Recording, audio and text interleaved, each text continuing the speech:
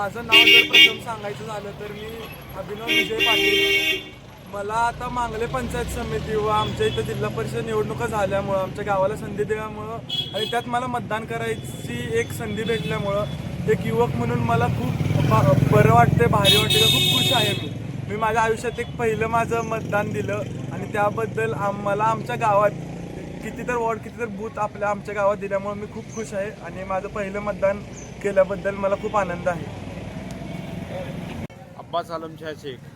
बऱ्याच वर्षांनी या जिल्हा परिषदेच्या निवडणुका लागलेल्या नव्हत्या, तर लागल्या ही एक चांगली गोष्ट झाली. आता निवडणुका लागल्यामुळं जरा पुढील वाटचालीला जरा वाव मिळेल. आणि जे आता इलेक्शन लागलं हे जरा चुरशीचं मतदान झालेलं आहे. जिल्हा परिषद आणि तालुका पंचायत याच्यामध्ये सुद्धा चुरशीची निवडणूक झालेली आहे आणि त्यामुळं निवडून कोण येणार हे सहजासहजी काही सांगता येणार नाही, असं चुरशीत झालेलं आहे. मतदानसुद्धा टक्केवारीनं जास्तच होणार, ते काही कमी होणार नाही. व्यवस्थित लोकांना EVM-बद्दल सुद्धा थोड्या शंका कुशंका आहेत, परंतु निकालानंतर त्या पण पूर्णपणे लोकांच्या कानापर्यंत, लोकांच्या घरापर्यंत सगळ्या जातील. आणि EVM-चा याच्यामध्ये काहीतरी दोष असेल असं जे लोकांच्या कानावर बसले ते असू नये.